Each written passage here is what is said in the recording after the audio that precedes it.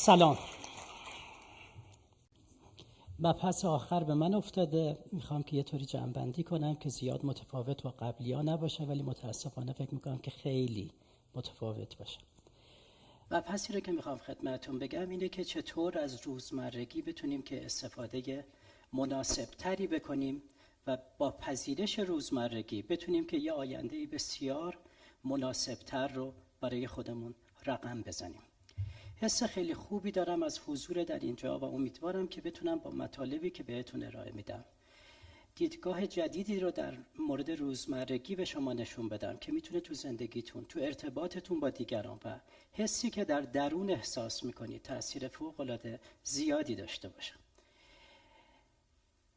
میگند عارفی در حال قدم زدن بود و شاید تو آرامش خودش که میبینه که ببری اونو دنبال میکنه، فرار میکنه و برای اینکه بتونه از دست اون در بره آویزون میشه به بوته تمشکی و میخواد که بپره پایین که از دست ببر در بره. پایین رو نگاه میکنه و میبینه که پایین 2 ببره. بالا رو نگاه میکنه، میبینه ببر داره نگاش میکنه و یه موشی هم داره که ریشه اون تمشک رو میجوه. پارسال این موقع ها بود که یه هنرمند بسیار محترمی به علت بیماری سرطان به من مراجعه کرد. درد خیلی شدیدی داشت و امیدوار بود که با هیپنوتیزم بتونه این درد رو از بین ببره و حتی امیدوار بود که با هیپنوتیزم بتونه که این بیماری رو درمان کنه. 30 ساله بود، بسیار محترم، بسیار مؤدب و خیلی نگران و ناراحت و مدام تو این فکر بود که چرا من؟ گفت دکتر من سالها زحمت کشیدم، سالم زندگی کردم و حالا که میخواستم از نتایج این همه زحمت استفاده کنم، حالا این مشکل برام پیش اومده، این همه درد، این همه درگیری ذهنی و این همه افسردگی. بهش گفتم که یه پزشکی بود که به دنبال بیماری و سرطان یکی از نزدیکانش دچار افسردگی شده بود. با اینکه اون فرد رو جراحی کرده بودن و ظاهراً خوب شده بود و تومور رو کامل درآورده بودن، ولی انگار که این دیگه بریده بود و کاملا خسته بود و برای اولین بار تو زندگیش داشت افسردگی رو تجربه میکرد. بی دلیل دل گرفته بود، بی دلیل گریه میکرد، انرژی نداشت، هیچ چیزی مزه نمیداد و تو این اثنا یکی از نزدیکان اصرار میکنه که برای درمان یه فرد دیگه‌ای که امتحان داره و خیلی اضطراب داره برند به شمال. در طول مسیر بارها دچار حملات گریه میشه، سعی میکنه که اونو مخفی کنه تا میرسه به شمال. موضوع همینجوری ادامه داره، حال بد، گریه های یواشکی، تا اینکه صبح دست جمعی میرن به کنار دریا و اونجا اتفاق جالبی میفته. چرا روزمرگی؟ چطور میتونیم از روزمرگی استفاده مناسب تری بکنیم؟ وقتی که به روزمرگی فکر میکنم 2 فکر به ذهنم میاد، 2 مطلب. یکی اینکه انگار احساس خیلی بدیه. همه ما تجربه روزهایی رو داشتیم که دل گرفته بودیم، ملالت بوده، دلزدگی، بی‌حوصلگی و اینکه زمان اصلاً نمیگذره و حس بسیار ناخوشایند. و دوم اینکه اصلا روزمرگی انگار خیلی بده. ما نباید وقتمون رو به بطالت بگذرونیم. روزمرگی یعنی سکون در جا زدن و تلف کردن وقت و ما باید از وقتمون خیلی بهتر استفاده کنیم.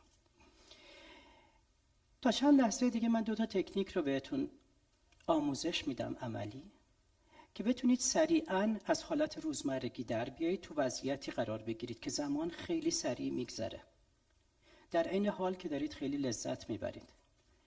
و برعکس وقتی که از آینده به گذشته نگاه میکنید با تعجب میبینید که چقدر طول کشید. یعنی زمانی که انقدر کوتاه بود ولی از اون ور که نگاه میکنیم میبینیم که انگار که چند ساعت طول کشید، مثلا 20 دقیقه زمان رو.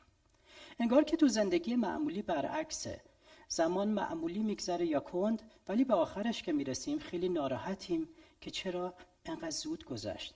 انگار دیروز بود که مدرسه میرفتیم، انگار دیروز بود که بازی میکردیم و حسرت روزهای جوان. پس با این تکنیک میتونیم کاری کنیم که از زندگی بیشتر لذت ببریم. اگر این تکنیک رو استفاده نکنیم، معمولاً کاری که افراد میکنن اینه که از اضطراب و از استرس و از احساسهای ناخوشایندی که میتونه همراه روزمرگی باشه فرار کنن و یکی از راههای راحت و متاسفانه خیلی ارزونی که الان در دسترسه پناه بردن به اعتیاده. اینکه یه ماده‌ای رو مصرف کنن و ظرف چند دقیقه بتونن یه حس خوب رو تجربه بکنن. ولی با یادگیری این تکنیک به راحتی میتونیم تو حالتی قرار بگیریم که اگر معادل اون لذت رو به ما نده، یه چیزی در حد همون باشه. وقتی تو این حالت قرار میگیریم، انگار که با دنیا هماهنگ میشیم و تو این حالت انگار که با دیگران هم هماهنگ میشیم. وقتی تو این حالت هستیم، اون وقت از توهم جدا بودن از دیگران در میاییم، میفهمیم و حس میکنیم که دیگران خود ما هستن. وقتی که تو این وضعیت قرار میگیریم، اون وقت خود به خود از خیلی از صفتهایی که میتونه مشکلات ارتباطی ایجاد کنه خلاص میشیم. اگه دیگران خود من هستن، دیگه دروغ، غیبت، زیراب زدن و کلک زدن همه میره کنار، چون دیگران خود من هستن. و کاری که میخواییم بکنیم اینه که خیلی راحت هر وقت که من خواستم به یه نقطه نگاه کنیم. نکته مهمی که خیلی باید بهش توجه کنیم اینه که بعضیا و بیشتر ما به این دیدگاه رسیدیم که خوشبختی حتما دلیل میخواد. اگر نه شما بپرسم که درد دارید و شما بگید نه، من شاید باید بپرسم که برای چه درد ندارید. انگار برای خوشبختی هم ما دلیل میخوایم. چرا خوشبختی؟ باید یه اتفاق فوق‌العاده خوب بیفته، یه کار فوق‌العاده خوب من انجام بدم برای لحظات کوتاهی احساس خوشبختی کنم. ولی وقتی تو اون وضعیت ذهنی قرار میگیریم، خود به خود احساس خوشبختی میکنیم و احساس میکنیم که زمان داره به ما حال میده و احساس خیلی خوبی داریم. تو این وضعیت که قرار میگیریم، شانس افسردگی خیلی کم میشه، شانس اضطراب خیلی کم میشه. به دلایل فیزیولوژیکی که خدمتتون خواهم گفت، احتمال اینکه طول عمر افزایش پیدا کنه خود به خود میره بالا.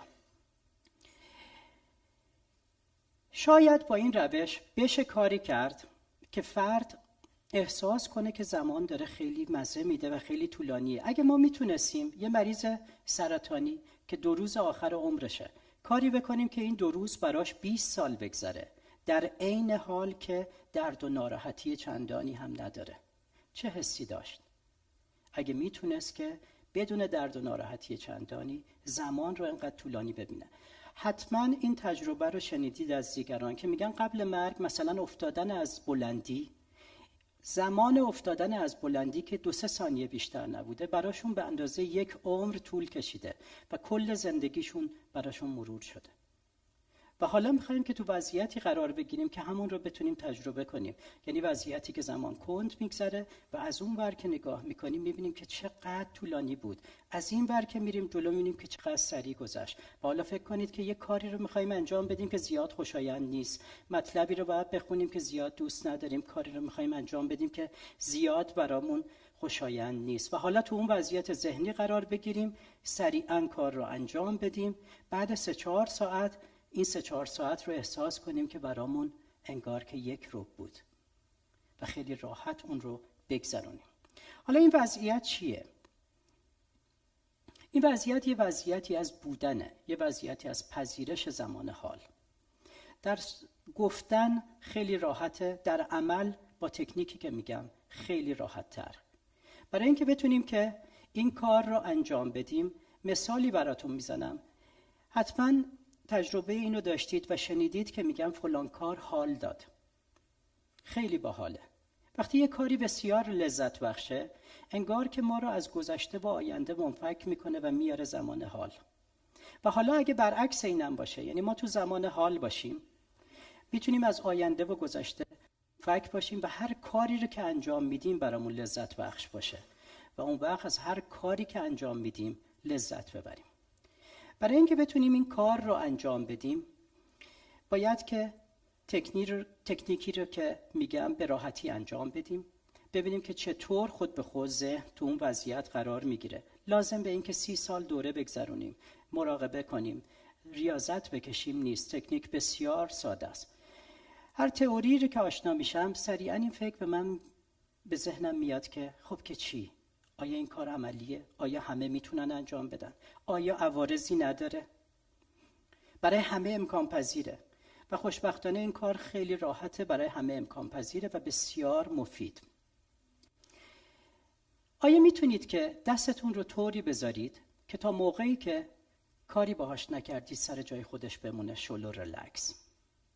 آیا میتونید که بدنتون رو همین جوری کنید و رها کنید و تا موقعی که خودتون نخواستید حرکت بدید سر جای خودش بمونه؟ و آیا میتونیم با ذهنمون هم همین کار رو بکنیم؟ یعنی ذهنمون رو رها کنیم و ذهنمون همونجا بمونه، یا اینکه نه، ذهن ما همین طور میخواد بچرخه و بچرخه؟ چه حسی داره وقتی که ما تو سر جامون میمونیم و ذهنمون هم سر جاش میمونه؟ تحقیقات چیز جالبی رو نشون میده که از افراد مختلفی سوال پرسیدن که تو چه زمانی از شبانه روز احساس خیلی خوبی داشتن و خوشبختی رو تجربه میکردن و با تعجب دیدن که نه اون موقعی که کار لذت بخش میکردن، نه اون موقعی که افکار لذت بخش داشتن. هیچ کدوم اینها اونقدی حس خوشبختی نمیداده. بیشترین حس خوشبختی موقعی تجربه شده که فرد کار خاصی نمیکرده و با ذهنش هم کار خاصی نمیکرده، رها کرده و تو اون حالت مونده و تو اون حالت حالا میتونه حال کنه. خیلی راحت میتونید که به یه نقطه خیره بشید و به اون نقطه نگاه کنید و کم کم اجازه بدید که دیدتون وسیع بشه تا بتونید اطراف رو ببینید. وقتی که تو این وضعیت قرار میگیرید که هم جلو رو دارید میبینید و هم پهلوها رو، چشم تو وضعیتی قرار میگیره که ذهن رو تو وضعیتی میبره که تو اون وضعیت ذهن آروم میگیره و بعد از چند لحظه اتفاق جالبی میفته. تو این حالت که میمونید یه نفس خاصی میکشید و اونجا انگار که ماشین دنده عوض میکنه و شما توی یه وضعیتی میرید که اون وضعیتی که فرد تو زمان حال مونده. انگار که ماشین دنده عوض کرده و رفتیم از وضعیت سمپاتیک، یعنی وضعیت جنگ و گریز، به وضعیت پاراسمپاتیک. تو اون وضعیت قلبمون خیلی راحت‌تر میزنه چون تنفسمون آروم شده. فشارمون تنظیم میشه، قندمون تنظیم میشه و برای سلامتیمون بسیار مفیده. فقط همین که چشمامون به پهلو باشه. میتونید که این حالت رو حفظ کنید تا آخر جلسه ببینید که چه اتفاقی میافته. تو این وضعیت که ما تو حالت پاراسمپاتیک قرار میگیریم و از حالت جنگ و گریز خارج میشیم، در بیرون و در ارتباط با دیگران هم همین اتفاق میفته. یعنی انگار که ما دیگه از جنگ و گریز اومدیم بیرون و حالا میتونیم زمان رو بذاریم برای سازندگی و ترمیم بدنمون و تو اون وضعیت بدن سریعا خودش رو ترمیم میکنه. تو این وضعیت که بدن از حالت جنگ و گریز خارج شده، میتونه برای بیماری‌هایی مثل MS که به نوعی درگیری سیستم ایمنی، سلول‌های ایمنی با سلول‌های طبیعی ماه، مفید باشه و اونها هم رو از حالت جنگ و گریز خارج کنه. تو این وضعیت کورتیزول خون پایین میاد و وقتی کورتیزول خون پایین میاد سیستم ایمنی تنظیم میشه. سیستم ایمنی که تنظیم میشه، شانس بیماری‌های بدخیم بسیار کمتر میشه و سیستم ایمنی ما میتونه سلول هایی که هر روز داره به وجود میاد رو از بین ببره. پس راحت توی وضعیت اینجوری میمونیم و توی این وضعیت هر وقت که احساس کردیم که نفسمون عوض شد، خود به خود میفهمیم که تو وضعیت پاراسمپاتیک قرار گرفتیم. اگه دستمون به دستگاهی وصل باشه که پالس ما رو بگیره، نبض ما رو بگیره، میبینیم که همون لحظه نبضمون هم آروم میشه، امواج مغزیمون آروم میشه. حالا آیا باید که ما ساعتها توی این حالت بمونیم تا فایده داشته باشه؟ نه، 1 ثانیه هم کافیه، 10 ثانیه هم خوبه، هرچی بیشتر بهتر. میتونیم که زمان طولانی تری بمونیم، میتونیم که زمان کمتری. شایع‌ترین علت مراجعه افراد به روانپزشکا برای افسردگی و اضطرابه. اضطراب برای نگرانی از اتفاقات ناخوشایندی که ممکنه در آینده بیفته و افسردگی برای حسرت گذشته و ناامیدی از آینده و قرار گرفتن تو این وضعیت سریعا ما رو از اون وضعیت خارج میکنه و باز میتونیم سریعا حس خوب رو تجربه کنیم. حالا اگر تو اون وضعیت بودیم و اطراف رو نگاه میکردیم با چشمای باز یا با چشمای بسته، اگر میرفتیم بالا و از 10 متری این فضا رو نگاه میکردیم، هنوز میتونستیم که بفهمیم کی خانومه، کی آقاست، کی پیره، کی جوونه. وقتی میریم 20 متری شاید یه ذره سخت‌تر بشه. و اگر از 50 متری تا 100 متری به پایین نگاه کنیم فقط یک کپه آدم خواهیم دید. دیگه متوجه نخواهیم شد که کی مرده، کی زنه، کی سفیده، کی سیاهه، کی پیره، کی جوونه، کی خارجیه، کی ایرانیه. اون وقت با یک کپه آدم طرفیم و اون وقته که میتونیم حس کنیم که هممون یه سلولیم از یه بدن بیشتر. حالا میتونیم کم کم برگردیم و توی بدنمون قرار بگیریم با این بینش که همه خود ما هستن. پذیرش این ذهنمون رو آزاد بذاریم برای بعضیا سخته. میگن که ما به عنوان انسان باید فکر کنیم. ما خلق شدیم که فکر کنیم. اگه دست من اینجوری بلرزه، خودم و دیگران حتما به من توصیه میکنن که حتما به یه دکتری سر بزنم. ولی اگه ذهن من اینجوری بلرزه و مدام تکون بخوره، انگار که خیلی هم خوبه و من آدم فکوری هستم و باید فکر کنم و هیچ بیماری در کار نیست. مثل اینکه یه بیمار پارکینسونی که مدام داره میلرزه افتخار کنه که ببینید که من چقدر فعالم، صبح تا شب دارم میلرزم. ولی با ذهنمون ما این کار رو میکنیم. با ذهنی که اینجوری میلرزه، با این دستی که اینجوری میلرزه من چی میتونم بنویسم؟ و حالا با این ذهنی که میلرزه من بزرگترین تصمیم‌های زندگیمو میگیرم. با اون ذهنی که دست خودم هم نیست و برای خودش داره کار میکنه. حالا اگه نتونیم تو این وضعیت قرار بگیریم چی میشه؟ اگه نتونیم تو این وضعیت قرار بگیریم باید یه جوری از این فرار کنیم. حس ناخوشایندیه، همه تجربه کردیم. شایع‌ترین کاری که میکنن با موبایل ور میرن، کانال‌ها رو تون بالا پایین میکنن و هی منتظرن که زمان بگذره. و از اون بدتر این که بریم با یه ماده‌ای رو مصرف کنیم یا یه رابطه نامناسبی رو شروع کنیم و همه اینها میتونه برای آینده بسیار مخرب باشه. و میتونه که این وضعیت به علت اینکه ما رو تو حالتی میبره که ناخوشاینده و سیستم سمپاتیک ما رو فعال میکنه، برای سلامتیمون هم مضر باشه. ولی به جای اون میتونیم از تکنیک دوم استفاده کنیم. تکنیک اول این بود که من به اطراف نگاه کنم و تو حال بمونم تا حال کنم. تکنیک دوم اینه که توی حس ملالت بمونم، تو حس بی‌حوصلگی بمونم و هیچ کاری نکنم. و تحقیقات نشون داده وقتی که فرد تو این حالته و داره حس ناخوشایندی رو تجربه میکنه، خود به خود و ناخودآگاه ذهنش داره آیندهش رو براش میسازه. پس یا میتونیم تو این حالت بمونیم که الان حال کنیم، یا میتونیم که اون حالت بی‌حوصلگی و ملالت رو تجربه کنیم، تحمل کنیم، یه ذره حتی تشدید کنیم تا آینده خیلی بهتری رو برای ما بسازه و ما در آینده بتونیم که روزهای بهتر و خوشبختری رو تجربه کنیم. اگر که این بازی رو نتونیم که روش مسلط بشیم، دو مدل برخورد میتونیم داشته باشیم. یکی این که یه روش‌های نسبتاً مناسب‌تر. متاسفانه تو این وضعیت بی‌حوصلگی تمرکز آدمم کافی نیست، انرژی آدمم کافی نیست که یه کتابی بخونه، یه فیلمی رو تا آخر بره. و اینجاست که دیده شده که وقتی که یه بچه‌ای تو این وضعیته و بی‌حوصله است، مهمترین کاری که بهش کمک میکنه که اون جذب اعتیاد بشه اینه که یه ذره پول تو جیبیشو اضافه کنیم.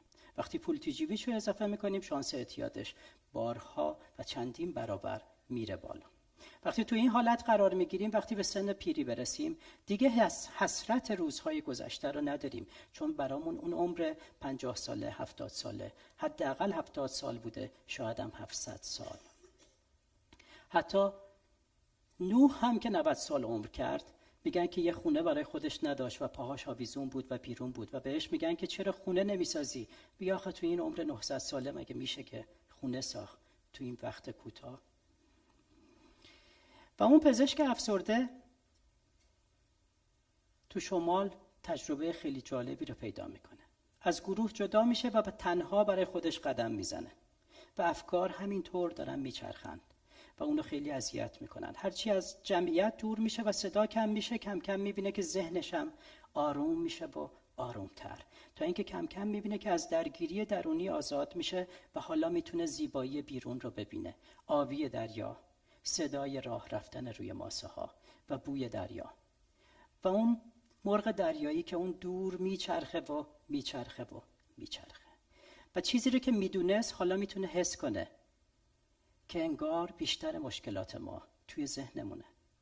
وقتی ذهنمون آروم میگیره انگار که مشکلات حل میشه یا حداقل قابل پذیرش.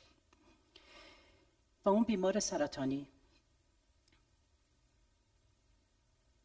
تو این فکر بودم که آیا این مشکلش فقط سرطانه یا این که نه، مشکل این فکره که چرا من، چرا الان، مگه من چه گناهی کردم. بهش گفتم که میخوام بهت کمک کنم که بتونی اگه ناخودآگاه صلاح میدونه جسمتو ترمیم کنه، اگر نمیدونه به راحتی بتونی از این جسمت خلاص بشی، این لباس خیس و چسبناک رو در بیاری و به راحتی بپذیری. گفت دکتر حرفاتو نمیفهمم. 2 روز بعد گفت اتفاق عجیبی افتاد. دیروز داشتم تو خونه قدم میزدم، یهو احساس کردم که اگه موندم که موندم، اگه رفتم که رفتم. حالا یه بازی 2 سربرد شروع شده بود و خیلی راحت رفت. و اون عارف آویزون بود، بالا یه دونه ببر و پایین 2 تا ببر و موشی که داشت میجوید. و فکر میکنید چی کار کرد؟ تمشکشو خورد و تمشکمونو بخوریم. موفق باشین.